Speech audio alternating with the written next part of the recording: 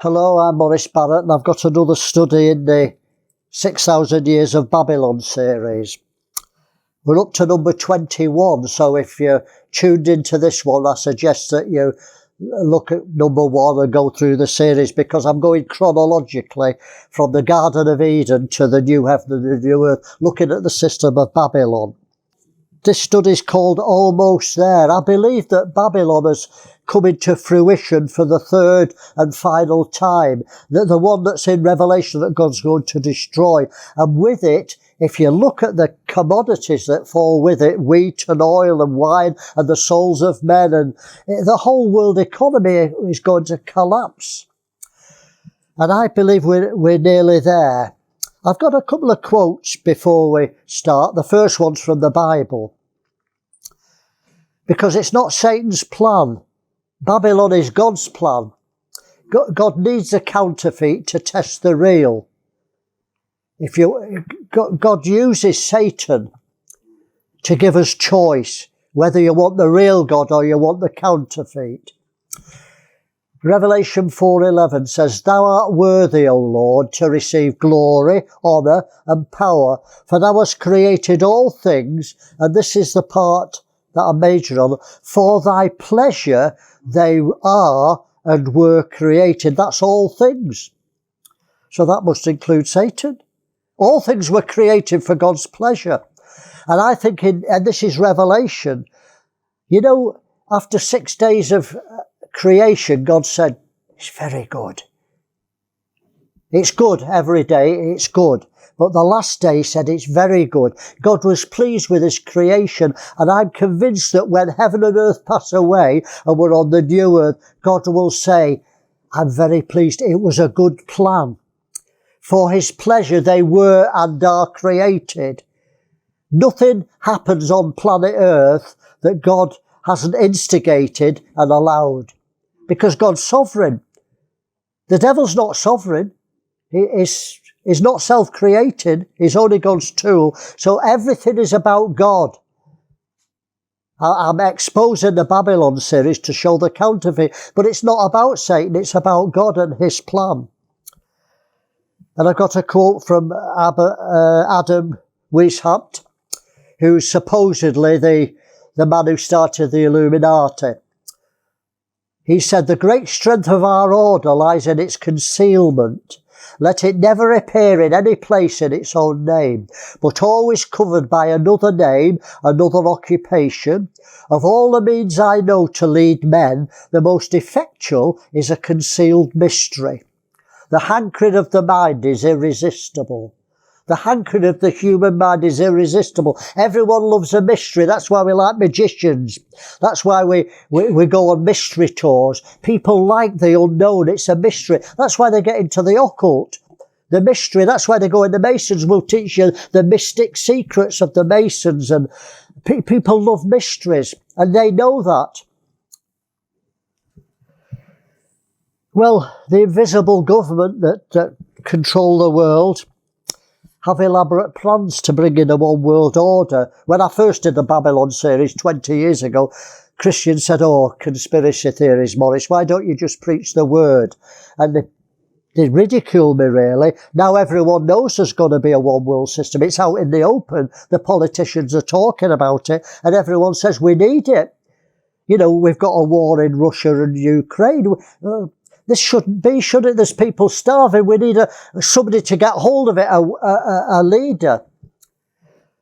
I think one man said, "Give us a leader, be it man or devil, who'll control the world and bring peace, and we'll vote for him." Some great leader said that, be it man or devil. People don't care so long as we solve the world's problems. And we've got so many problems, and it's not going to cease. We're going to get more and more problems as it goes on. Economic problems, problems of travel, problems of health, pandemics. And it's all to prepare us. I mustn't get ahead of myself. But things don't happen by chance. That's what I want to... when you read in the papers, there's another pandemic, there's this, there's a war. They don't happen by chance. It's nothing to do with governments. Governments are in control of the world. God rules in the affairs of men. Either you believe it or you don't. So why criticise politicians? Why think, oh, Putin is worse than the American President, Biden, and, and Boris Johnson. They're all being controlled. God's rules in the affairs of men. Everything's carefully orchestrated by God. But on the other side, Babylon, Satan, he has a plan, and it's also carefully orchestrated. He doesn't know he's helping God's plan because he's a liar from the beginning, and a liar doesn't know the truth. A liar, when you're a compulsive liar, he becomes a multimity. He believes his own lies in the end. And Satan thinks he can win. He's deluded. So God's plan's detailed in every way, but so is Satan's. And God's watching all this, and it's going exactly as he said it would. We're seeing the fulfillment of the book of Revelation. So everything's going according to God's plan, isn't it? The great falling away, the man of sin to be revealed. We can see that God's plans unfolding. And in the end, God will be vindicated. We know that. But we need to be aware of Satan's plans and agenda and what he was created to accomplish. Paul says we're not ignorant of his devices. But Christians are ignorant of his devices. They don't understand how the devil works. And I don't think they understand how God works, if I dare say it. 2 Corinthians 2 verse 11. Lest Satan should get an advantage of us. Satan takes advantages of Christians because they don't know his devices. They don't know. He catches them out. Lest Satan should get an advantage of us. God forbid. We are not ignorant of his devices.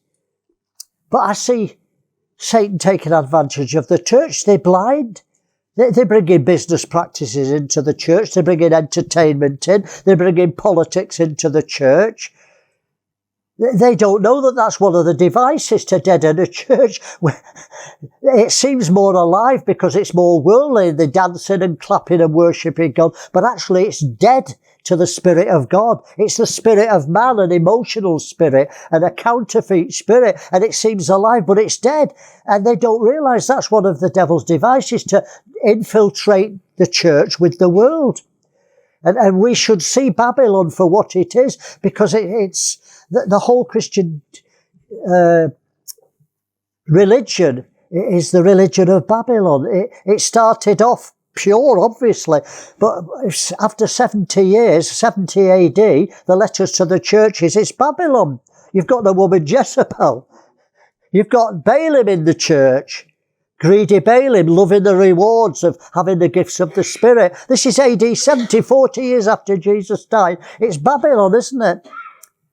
You've left your first love. All the letters to the churches are exposing Babylon in the church, and Christians read it and can't see it. Jezebel and Balaam and leaving your first love. You always revert back to the counterfeit, don't you? The golden calf after seeing the Almighty God. So I'm not apologising for exposing the system because Christians seem to be ignorant. Well, let me give you some history that you don't learn at school. July the 20th, 1785, a courier was struck by lightning. He was carrying documents about the proposed French Revolution from Adam Weishaupt, addressed to the Grand Master of the Orient in Paris. This is accepted history now. Who was this man, Adam Weishaupt? Well, he was born and raised in Ingolstadt, Bavaria, Germany, professor of canon law, and founder of the Order of the Illuminati, the Enlightened Ones in Bavaria. That's a quote from Encyclopedia Britannica. And it says he created the order on May the 1st, 1776. That's on the US dollar, isn't it? 1776. That's supposed to be when they started the States of America, but it's actually the date they started the Illuminati. It's same date on the $1 bill.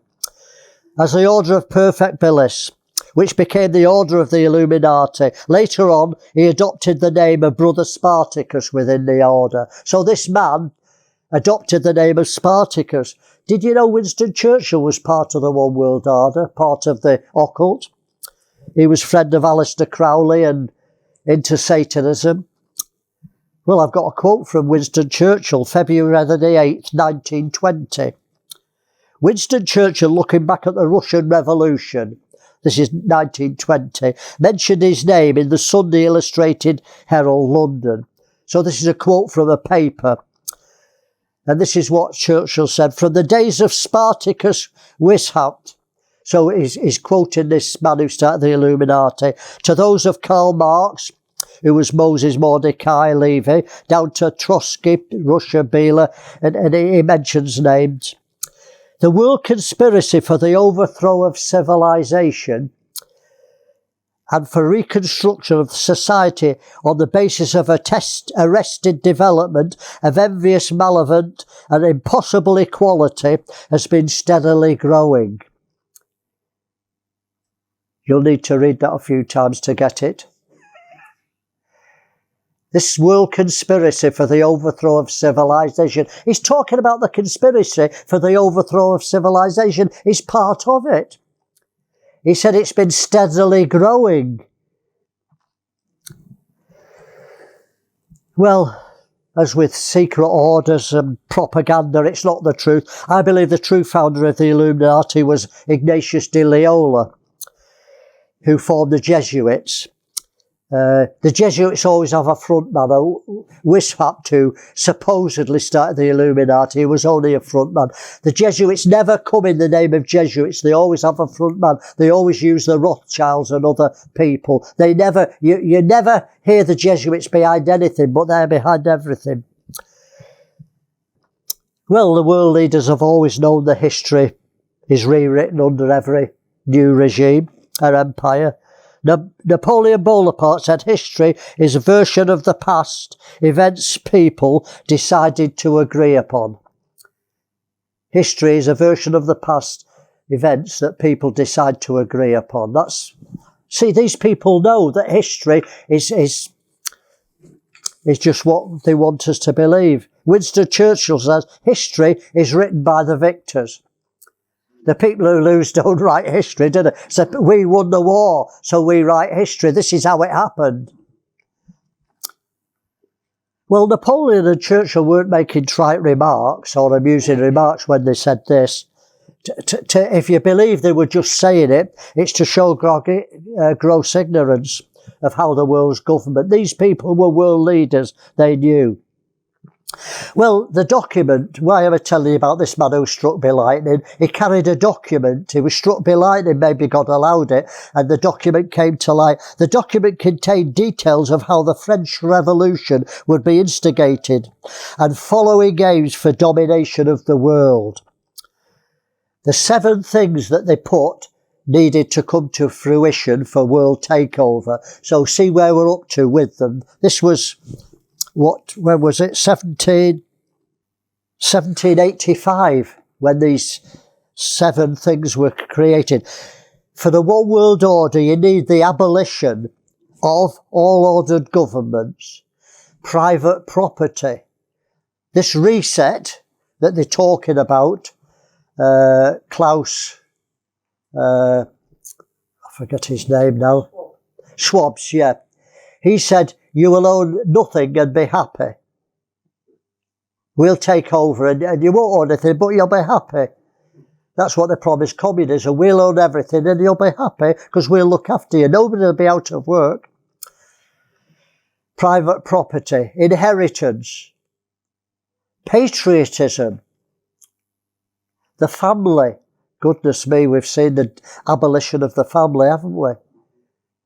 You know, the agenda of the transgender and abortion and all these things, it's the abolition of the family. It's nothing about gay rights and that. There's a bigger agenda. It's to break down the morals of family life.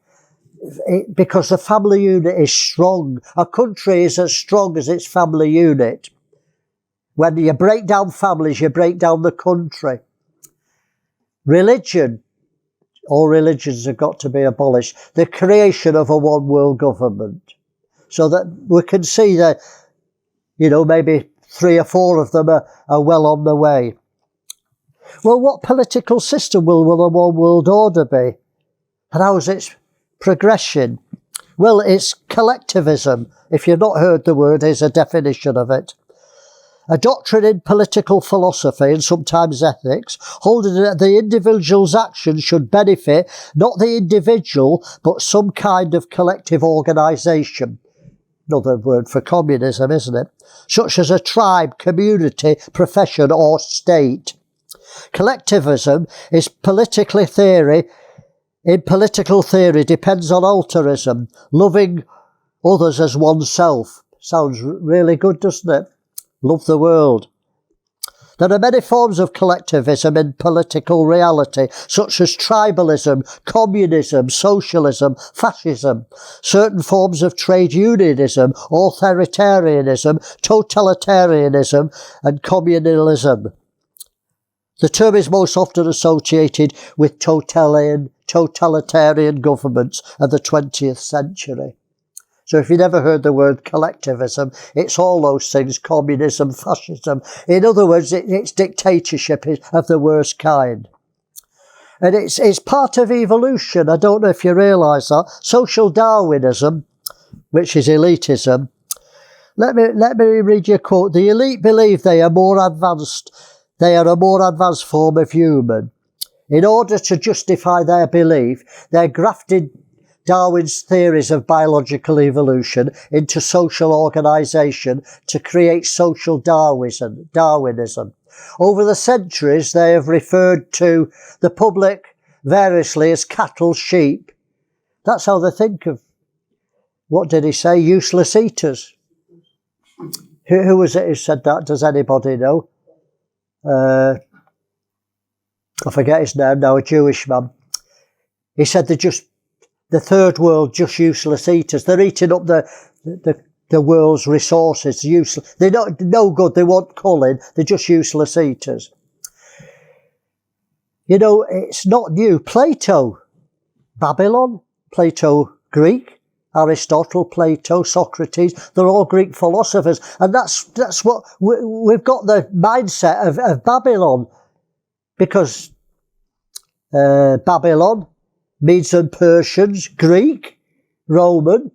We've got Roman law, haven't we? I've been through it in studies, and we've got all the Greek philosophy. All our thinking is Greek. Democracy is a Greek word. Aristotle, I think, coined it. And it comes from Plato. You should read The Republic if you're interested. Social Darwinism is merely a modern expression of this attitude and their elitist belief system. Under this system, only those who have proven their worth over many generations of dominance and control are worthy of entrance into higher elite circles. All the rest are useless. They're just tools and pawns. We can cull them. We can use them. That's how they think at the top. Never underestimate how our Queen thinks and all royalty thinks. This is how they think. They're the elite.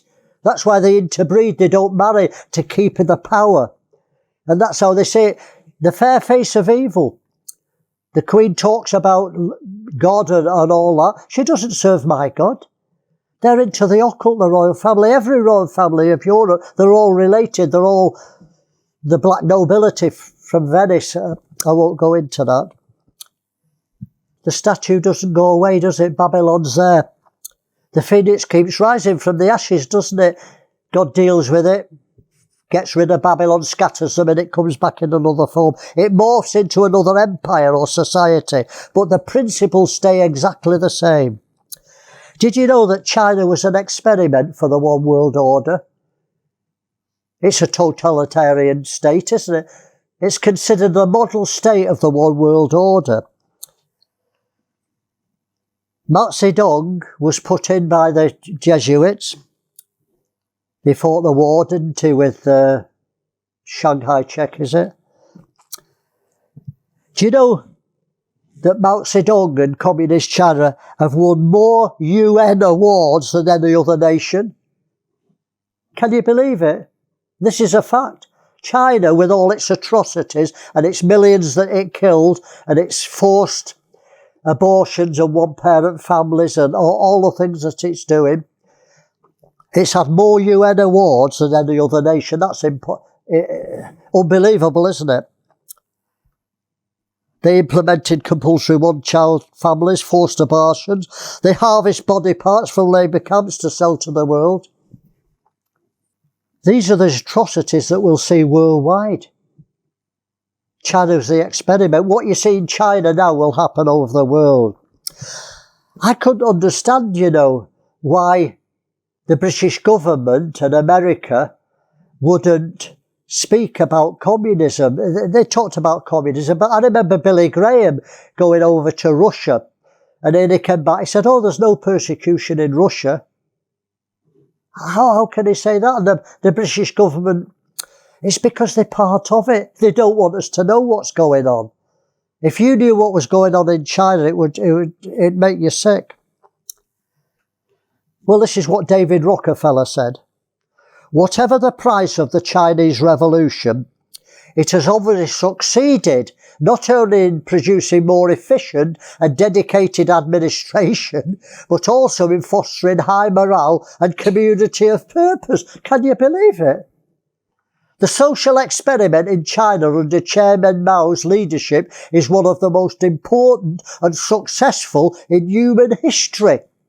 Yeah, can you believe it? This is not Maurice Barrett and conspiracy theories. I'm quoting David Rockefeller, who's known worldwide. I'm quoting Winston Churchill and these people who we used to look up to. Because David Rockefeller, he gives millions of dollars to charities. The charities are all to funnel drug money and do all sorts. But people think he's a great philanthropist. But it's just their way of using money. Eugenics, selective breeding.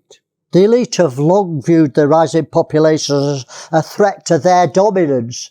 It's nothing to do with the world overpopulated. It's that they're frightened that they won't be in dominance. If there's too many people, they might rebel. They've got to keep them down. So that consequently the elite plan is to destroy the middle class and make of all public equally poor, thus incapable of rebellion. If you're dumbed down and you're poor, you don't rebel, do you? You've got no morale. You're looking for your next meal.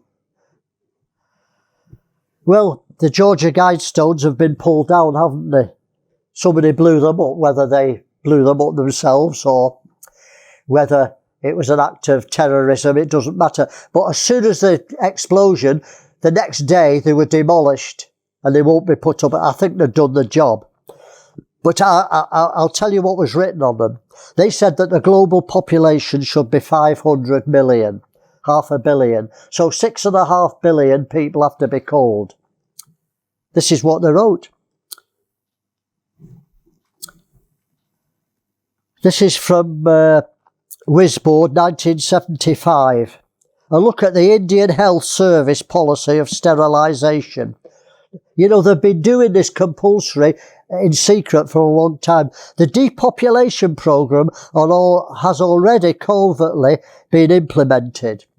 Between 1963 and 1965, I was 17 then. 18 in 1963, 18. So it's a long time ago. More than 400,000, that's a third of a million over, isn't it? Colombian women were sterilised in a programme funded by the Rockefeller Foundation in Bolivia, a US-imposed population control. Nobody knew about that. They experimented and sterilised 400,000 women, and they didn't even know it. So it's criminal, isn't it? A programme administered by the Peace Corps sterilised Chakuyu Indian women without their knowledge or consent. They try it on the lesser people. They try it on the poor people. Experiment. They try the drugs on. They tried the Ebola vaccine in Sierra Leone, and I was there just before they did it. In 1967, the American Public Health Association and the American College of Obstetricians and Gynecologists conducted a study and found that 54% of the teaching hospitals nationwide made sterilisation a requirement for winning approval for an abortion. That's from a look at the Indian Health Service policy of sterilisation. These are things that have been going on for 50 years and people don't know. They're getting ready to sterilise millions of people. They could do it in vaccines. Who knows that a vaccine doesn't have a sterilisation effect in it? I'm not saying the ones for COVID did, I don't know. I'm saying how easy it is. If the whole world's vaccinated, the next pandemic, who knows that it wouldn't sterilise you? They already do it in Africa. They send free wheat over to them, spermicidal wheat, to make women impotent. Well, the elite practice interbreeding among themselves to preserve intelligence. That's what they say.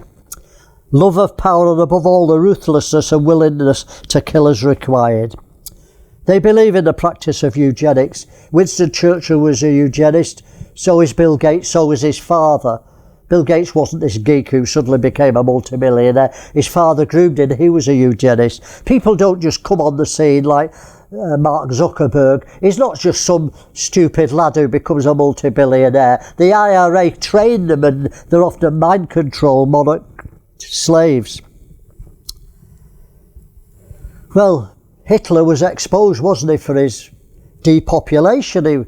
He killed all the gypsies in Poland. He wanted to wipe every Jew off the planet, and he wouldn't stop there. He wanted to kill all the black people because they're second class. That's how they think. He wanted to kill every black person because the white Aryan races, the blue eyes and the blonde hair, they're the elite.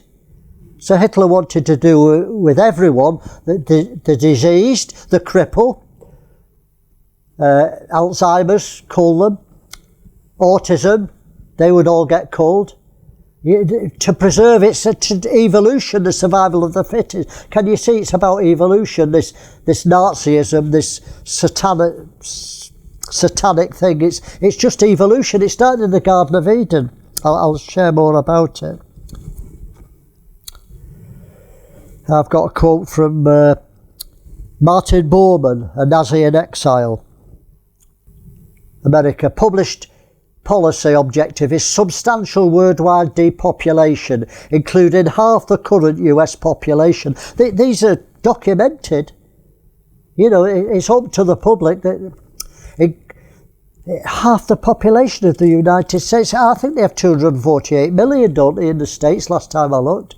This population reduction programme is largely funded by the Rockefeller Foundation. It keeps cropping up, doesn't it, Rockefeller? And the Merck Fund. Do you know about Merck?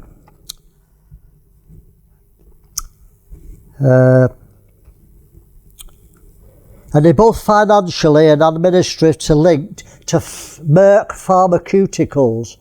It's the world's leading vaccine manufacturer. Not by chance, is it? That is in with Rockefeller. Records show Merck Pharmaceuticals company received major shares of Nazi flight capital. You know, when the Nazis were annihilated the last war, they funneled billions of dollars to Switzerland and other places, and the rat lines, the Catholic Church helped all the Nazi leaders to Argentina and Paraguay, and that, and a lot went to America to the space program, the scientists.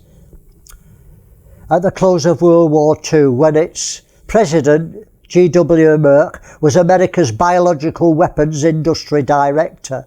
These facts were revealed by Norman Covert, Army Public Relations Director at Fort Detrick in Frederick, Maryland, and veteran news correspondent Paul Manning in his book, Martin Bormann, Nazi in Exile. I know I'm giving you a lot of facts and maybe you won't remember them, but it's going in subliminally. Surely your brain is getting the pictures.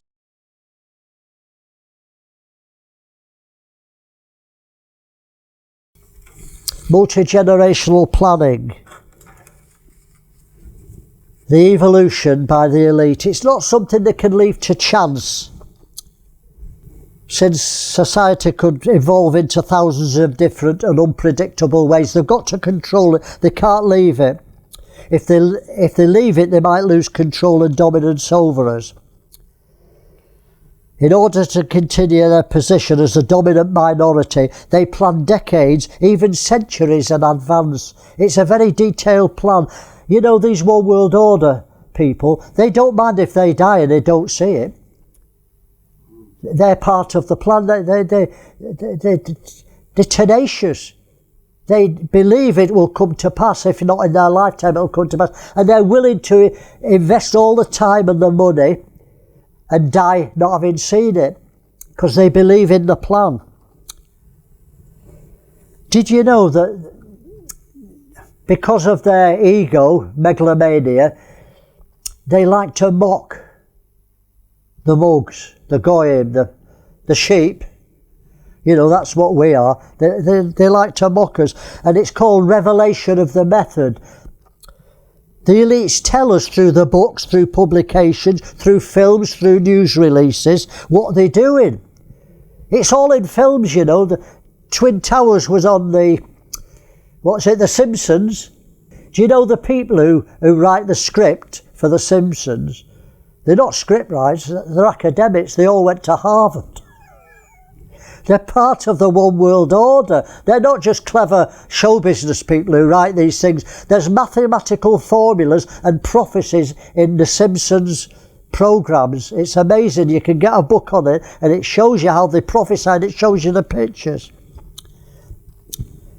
And what they think, I'm not saying this, but what they say is, if you're too stupid to recognise it for what it is, that's your problem. If you can't see that we're mocking you and this is what we're doing and we're controlling you, if you're too stupid to see, it's your problem from their point of view. It's a form of ritual mocking of the victim.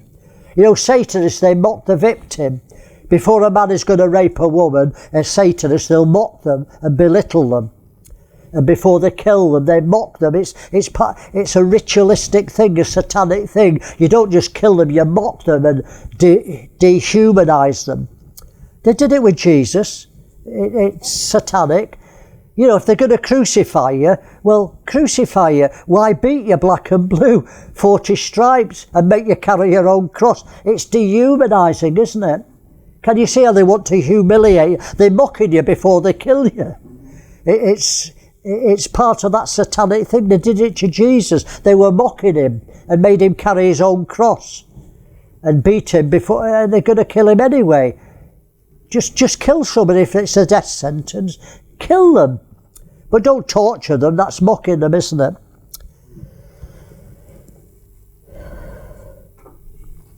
Well, it's amazing that most Germans in the last war, because of the media, they believe the Jews, not all of them, of course, the Christians were different, but the majority of them, we've seen films, haven't they, where they spit at Jews in the street, because they've been programmed to think they were less than animals. But don't criticise Germans. You know, at the height of the empire, we were the same. We thought those in India and Egypt, we called them wogs, didn't we? They were scum. They were just animals.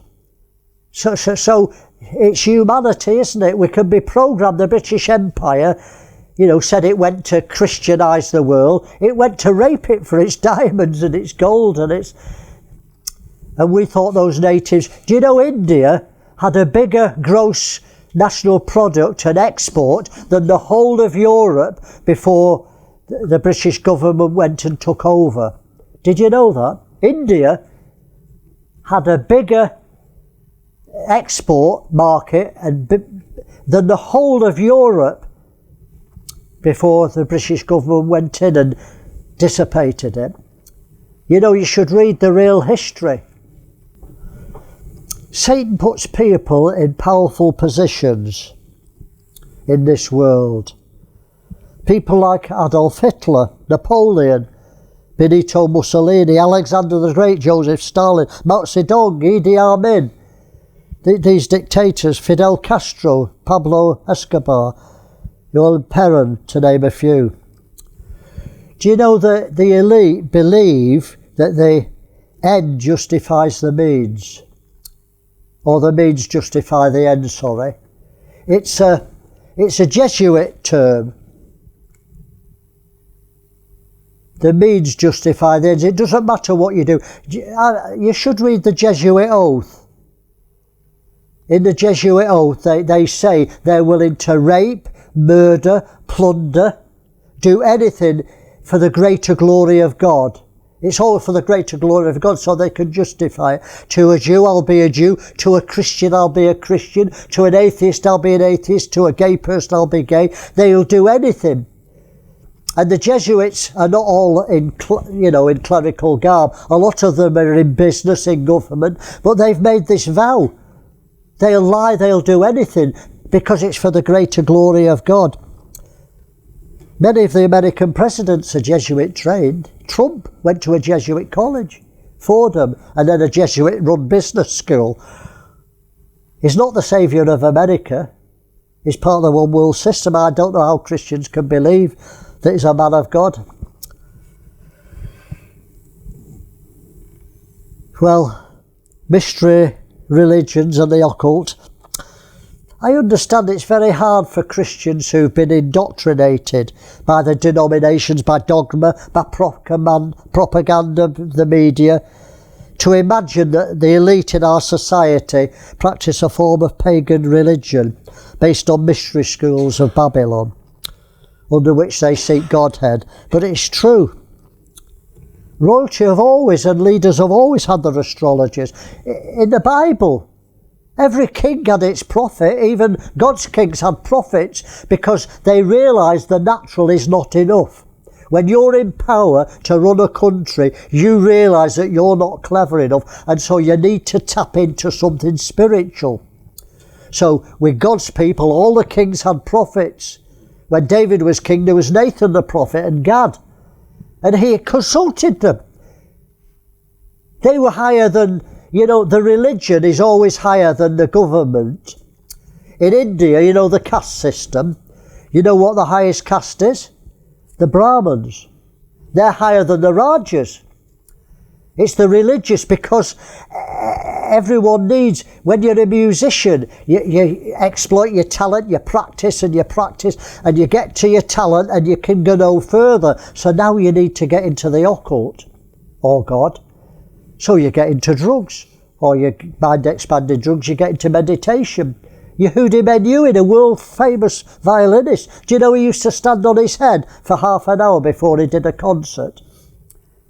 That's mocking God. But God made you to stand on your feet. So if you stood on your head for half an hour, it's a complete reversal of how God made you. That's a mockery to God. He's meditating for half an hour. No wonder he's the world's best violinist. Where's his inspiration coming from? He's tapping into demons. You see, I'm a musician. I know you reach the end of your talent, and government reaches the end of what they can do. They're always looking. Saul always sought the prophets. And when God wouldn't speak to him because he was backslidden, he needed something, so he went to a witch. I understand that. There's a vacuum in a leader. He needs some power beyond himself. So Prince Charles gets in touch with his uncle, Lord Mountbatten. Necromancy gets in touch, talks to his uncle in the dead. They need power. All royalty do it. Well, equally important in the world system is religion.